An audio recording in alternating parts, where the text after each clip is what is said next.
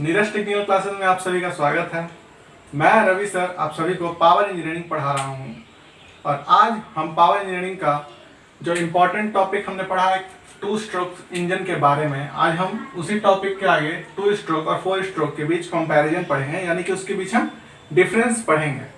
तो two stroke four engine के बारे में आप सभी ने अच्छे से समझ लिया होगा और मुझे यकीन है आप सबको अच्छे से समझ में आया होगा, और अगर नहीं आया तो आप प्लीज़ हमें बताइएगा, मैं आपको सेपरेटली अच्छे से समझा दिया करूँगा।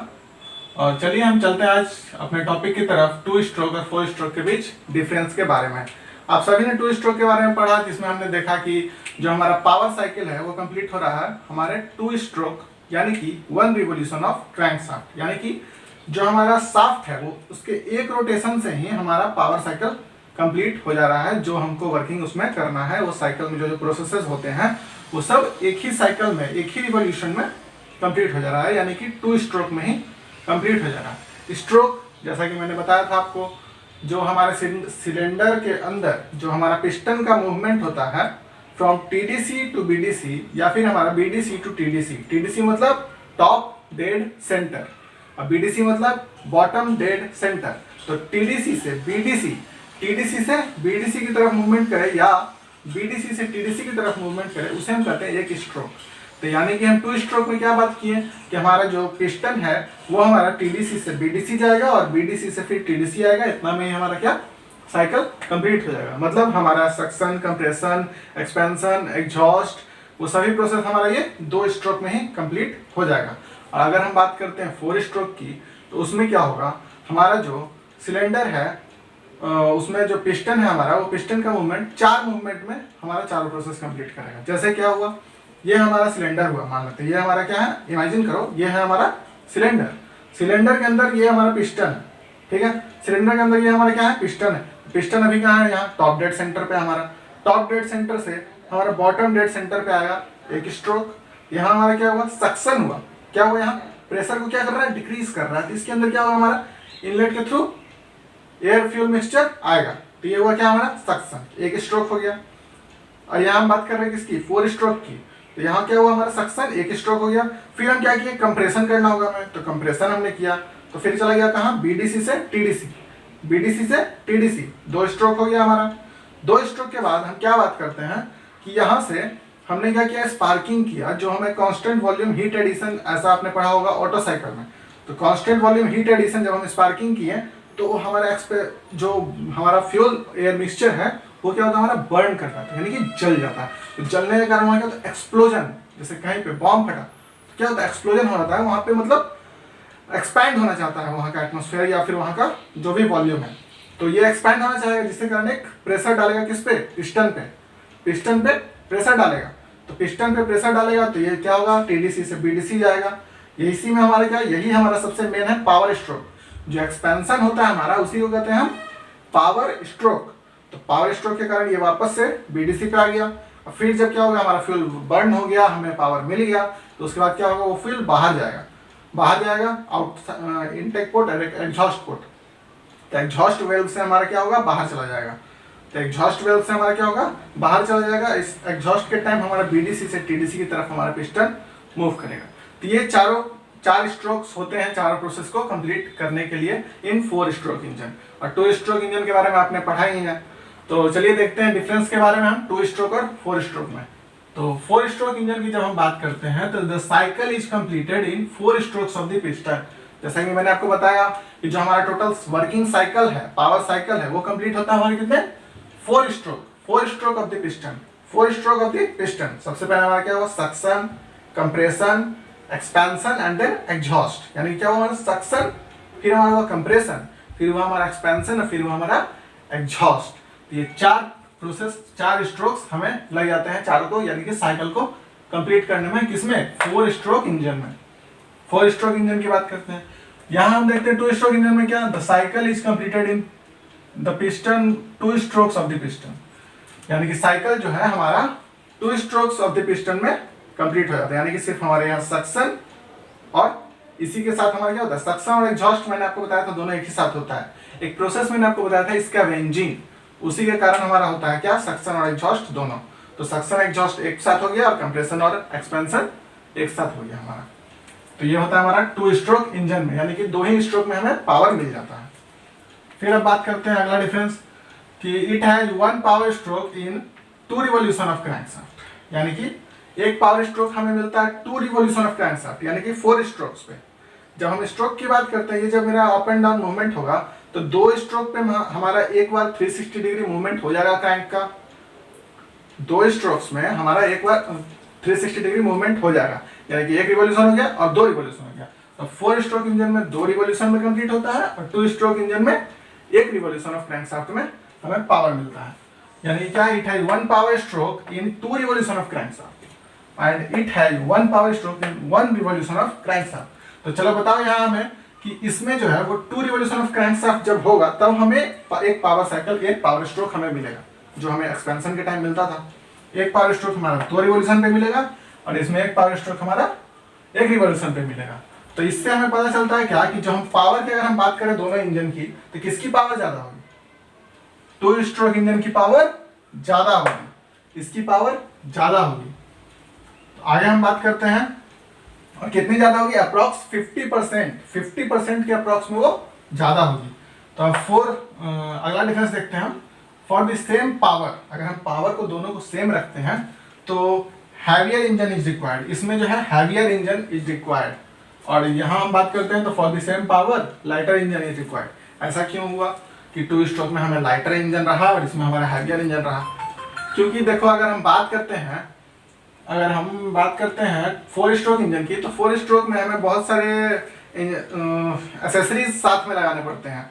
जैसे कि हमारा 4 स्ट्रोक इंजन है तो उसको हमको साथ में बहुत चीज इक्विपमेंट्स लगते हैं, इसलिए वो हमारा क्या हुआ, हैवियर इंजन। इसमें फ्लाईव्हील भी लगता है हैवियर, इसलिए हमारा क्या हुआ, ये हैवियर इंजन इसमें चाहिए होता है। और इसमें for the same power lighter engine is required, इसमें फ्लाईव्हील लाइटली होता है या फिर नहीं भी होता है।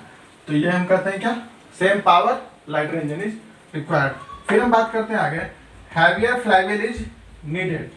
जैसा कि मैंने बताया आपको कि heavier engine is required, heavier flywheel is needed. इसमें क्या, लाइटर फ्लाईव्हील इज नीडेड, हल्का फ्लाईव्हील चाहिए हमें, जिससे कि हल्का सा पावर हम मतलब क्या रोटेशन हम प्रोवाइड कर सके, क्योंकि हमें पावर स्ट्रोक तो एक ही साइकिल में मिलने वाला है, एक ही स्ट्रोक में हमें पावर स्ट्रोक मिलने वाला है। इस बारे में आगे हम पढ़ेंगे, जब टॉर्क मूवमेंट डायग्राम देखेंगे तो वहाँ हम पढ़ेंगे। फिर हम देखते हैं अगला डिफरेंस क्या, कि lesser requirement of cooling and lubrication are required. इसमें जो हमारा कूलिंग और लुब्रिकेशन है उसमें कम लगता है, इसमें ज़्यादा लगता है। अब ऐसा क्यों? अगर हम किसी भी इंजन को वर्क करते हैं और फ्यूल उसमें हम देते हैं, अगर हम कम ही स्ट्रोक में उतना हम पावर हमको मिल जाता है तो वहाँ हीट जनरेशन ज़्यादा होगा। हीट जनरेशन क्या होगा, ज़्यादा होगा, जल्दी जल्दी वहाँ मेरा फ्यूल का बर्निंग हो रहा है। यहाँ हमारे 4 स्ट्रोक्स यानी कि 2 रिवोल्यूशन हो रहा है, तब हम उतना फ्यूल को बर्न कर रहे हैं, और वहाँ क्या हो रहा है, हमारा जल्दी जल्दी मेरा मैं 2 ही मतलब स्ट्रोक पे यानी कि एक ही रिवोल्यूशन पे हमको उतना पावर या उतना हीट मेरा जनरेट हो जा रहा है। तो वहाँ हीटिंग ज़्यादा होगा, तो वहाँ हमें ज़्यादा ल्यूब्रिकेशन और ज़्यादा कूलिंग की जरूरत पड़ेगी। यहाँ क्या है, greater cooling and lubrication are required, और यहाँ क्या है हमारा, lesser requirement of cooling and lubrication are required. अगला डिफरेंस देखते हैं हम, more volumetric and thermal efficiency. यहाँ less volumetric and thermal efficiency. Volumetric efficiency की बात जब कर रहे हैं हम, तो यहाँ पे मेरा जो फ्यूल कंजप्शन है उसकी बात करेंगे। तो यहाँ क्या कहा, मोर वॉल्यूमेट्रिक इफिशियंसी, मतलब मेरा फ्यूल कंजप्शन अगर कम होगा तो मेरा वॉल्यूमेट्रिक इफिशियंसी ज़्यादा होगा, और फ्यूल कंजप्शन अगर ज़्यादा होगा तो मेरा वॉल्यूमेट्रिक इफिशियंसी कम होगा। यहाँ थर्मल की अगर बात करते हैं तो हीट जनरेशन की बात आ जाएगी। तो हीट जनरेशन हमने देखा कि 2 स्ट्रोक इंजन में ज़्यादा होगा, क्योंकि पावर स्ट्रोक हमें 2 ही स्ट्रोक पे मिल रहा है, यानी कि एक ही रिवोल्यूशन पे हमें पावर स्ट्रोक मिल रहा है, यानी कि एक ही पावर स्ट्रोक के लिए हमारा हीट जो वहाँ पे जल्दी जल्दी मेरा पावर तो हमें मिल जा रहा है ज़्यादा, लेकिन हमारा हीट भी जनरेशन वहाँ बहुत ज़्यादा हो जा रहा है, इसके कारण उसकी थर्मल इफिशियंसी घट जाएगी। तो यहाँ थर्मल इफिशियंसी 4 स्ट्रोक की बढ़ जाएगी, क्योंकि 4 स्ट्रोक पर वो एक पावर स्ट्रोक हमें देता है और ये 2 स्ट्रोक पर हमें एक पावर स्ट्रोक दे देता है। वॉल्यूमेट्रिक इफिशियंसी कैसे ज़्यादा हुई? अगर हम बात करते हैं फ्यूल की, तो जो एयर फ्यूल मिक्सचर है, जब हम 4 स्ट्रोक पर हम एक बार फ्यूल लेंगे तो हमें कार्बोरेटर में एयर फ्यूल मिक्सचर करने का टाइम मिलेगा, और अच्छा से मिक्स होकर और अच्छा फ्यूल मतलब हमें अच्छी क्वांटिटी में या अच्छा प्रोपोर्शन में हमें फ्यूल मिलेगा। तो इसमें क्या हुआ, हमारी वॉल्यूमेट्रिक इफिशियंसी बढ़ जाएगी। इसमें हमें टाइम कम मिलता है, 2 ही स्ट्रोक है भाई, उसके बाद तुरंत हमें दूसरा फ्यूल भेजना है, फ्यूल एयर मिक्सचर हमें दूसरा भेजना है। तो कैसे होगा, इसमें लेस वॉल्यूमेट्रिक इफिशियंसी हो जाएगी। तो अगला हम देखते हैं क्या, it contains valves and valve mechanism, so higher in cost.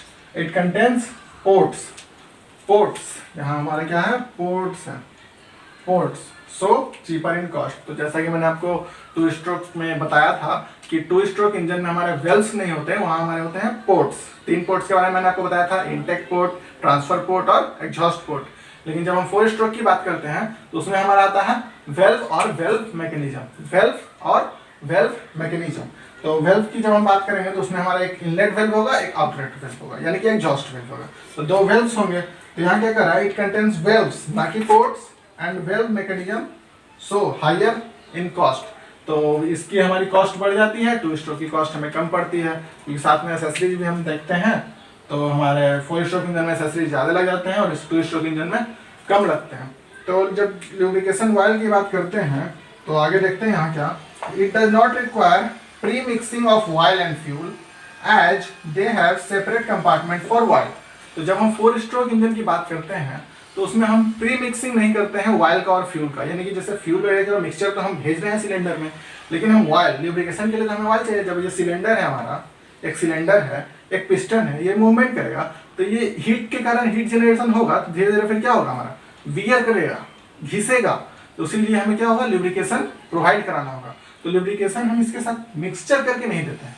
इसमें हमारा क्या होता है, 4 स्ट्रोक इंजन में एक अलग कंपार्टमेंट होता है हमारे पास ऑयल के लिए, जो कि ऑयल फिर बाद में चला जाता है उसमें। और इसकी बात करें अगर हम 2 स्ट्रोक इंजन की बात करें तो it's requires pre mixing of oil and fuel.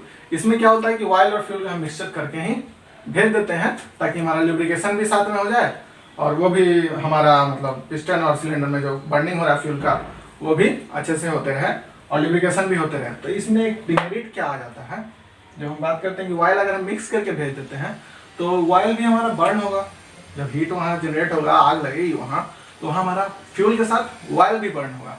तो जिस ऑयल बर्न होगा तो जिससे कारण अनबर्न कुछ ऑयल बर्न होने से जो इको हमारा इन्वायरमेंट है, हमारे इन्वायरमेंट को ये इफेक्ट करता है। जो ऑयल बर्न होगा, ऑयल बर्न होने से हमारे इन्वायरमेंट को क्या इफेक्ट पड़ेगा, ऑयल बर्न होगा और वो जल के हमारे पास बाहर आएगा इन्वायरमेंट में। तो यहाँ जो हम ल्यूब्रिकेशन की वो तो बर्न नहीं हो रहा है 4 स्ट्रोक में, वो ल्यूब्रिकेशन में वर्क कर जा रहा है, लेकिन हम यहाँ मिक्स करके दे रहे हैं 2 स्ट्रोक इंजन में, तो वहाँ ऑयल बर्न हो जा रहा है। इसीलिए हम इसे कहते हैं क्या, इको फ्रेंडली है ये, और ये इको फ्रेंडली नहीं है। तो अगर हम एग्जांपल देखें 2 स्ट्रोक और 4 स्ट्रोक की, तो पहले जो आते थे बाइक्स जो मतलब इसको तो हम कह सकते हैं 2 स्ट्रोक इंजन की ज़्यादा जो तेल खाता है उसे हम कह सकते हैं 2 स्ट्रोक, और जो कम तेल खाता है जिसकी वॉल्यूमेट्रिक एफिशिएंसी अच्छी है वो है 4 स्ट्रोक इंजन। पहले यही चलता था, अगर हमें हाई टॉर्क हाई आरपीएम चाहिए होता था तो हम 2 स्ट्रोक की बात करते थे, 2 स्ट्रोक इंजन की यूज करते थे। हाई आरपीएम हाई टॉर्क चाहिए होती थी तो, और 4 स्ट्रोक इंजन में ऐसा नहीं था, कुछ उससे कम है, 2 स्ट्रोक इंजन से वो कम है। लेकिन 2 स्ट्रोक इंजन अब बंद कर दिया गया क्योंकि जल्दी हीटिंग हो जाता था और बहुत ज़्यादा मतलब तेल का कंजम्पशन उसमें होता था, इसलिए अब बंद कर दिया गया। इसे हम मेनली देख सकते हैं मोपेड्स में या पहले की मोटर बाइक्स में या स्कूटर्स में। और जब हम 4 स्ट्रोक की बात करते हैं तो वो तो आप जनरली आज जितने भी ऑटोमोबाइल्स में देखते हैं सब 4 स्ट्रोक इंजन ही होते हैं। तो ये थी हमारी आज की difference between 2 strokes and 4 strokes engine. Thank you for watching this video and I think आप सभी को समझ में आया होगा। तो ज़्यादा से ज़्यादा इस वीडियो को शेयर करें और लाइक करें। Thank you.